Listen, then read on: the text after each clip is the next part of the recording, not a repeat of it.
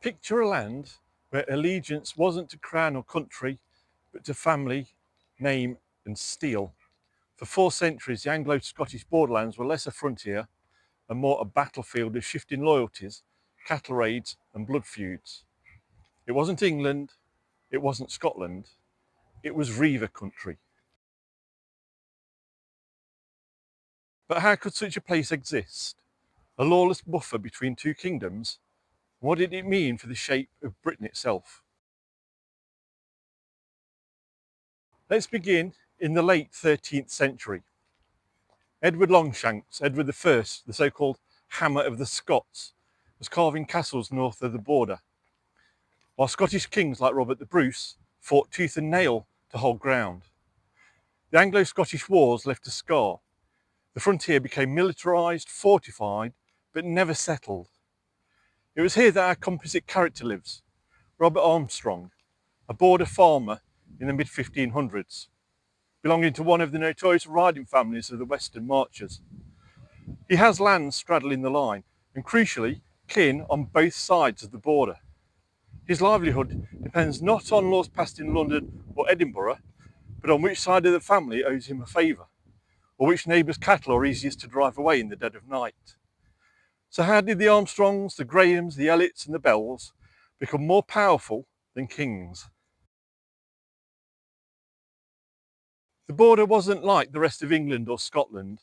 Instead of counties, you had marchers, 3 on the English side, 3 on the Scottish side. Each was under a warden, a noble appointed to keep order. But order was almost impossible. The wardens themselves often turned a blind eye or even took part in the raids. Our man Robert Armstrong might ride south with 50 horsemen, plundering English cattle, burning hayricks, and then vanish back across the line before daybreak.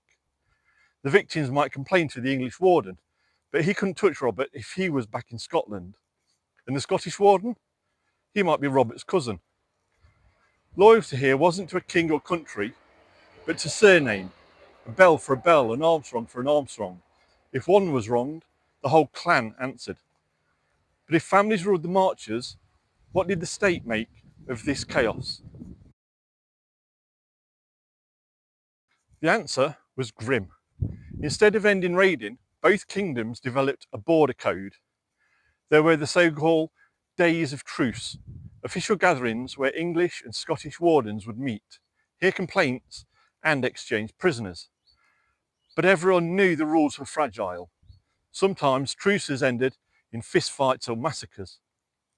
And then there was the chilling punishment, execution by hanging for raiders caught red-handed. But such justice was rare. More often, reprisals continued unchecked. Robert Armstrong would have known this code inside out. He'd attend a truce one day, shake hands across the line, then raid his neighbours the next. To him, this wasn't hypocrisy, it was survival. But how could ordinary farmers live in such a climate? For ordinary folk, life was misery. Villages were burned so often that the border architecture changed. Families built bassal houses, thick-walled farmhouses with stone vaults below for cattle and sleeping quarters above. You could tell a border family by their fortress-like home. Robert's wife might sleep in her clothes, knowing at any moment she might need to flee with the children. His sons would grow up learning to ride and raid before they even thought about learning to read. The land itself bore scars, wasted fields, abandoned hamlets, fortified towers looming on every hill. So why didn't the kings crush the Reivers? Part of the answer is geography. The border is rugged, hills, rivers, mosses and bogs. Armies could march through, but they couldn't stay forever. To Edward I and James IV, the borderlands were both a shield and a headache. Better to leave the locals to fight it out than spend endless treasure trying to impose order. Besides, during wars between England and Scotland, the Reivers were useful. Both sides hired them as irregular cavalry. Robert Armstrong might ride one decade for the English crown, the next for the Scots, depending on who paid better. This double loyalty made the Reivers hard to root out and almost impossible to trust. But if geography and politics made suppression difficult, what finally broke the cycle? The turning point came with the union of the crowns in 1603. James VI of Scotland became James I of England, uniting both kingdoms under one monarch. Suddenly the border wasn't a national frontier, it was a king's own backyard. James declared war on the Reivers. He renamed the border marchers the Middle Shires. Wardens were replaced by sheriffs. Towers were dismantled, bastles destroyed, and families like the Grahams were deported to Ireland. Robert Armstrong's grandchildren would have seen the writing on the wall. Raiding was no longer a tolerated custom. It was treason. By the 1620s, the age of the Reivers was over.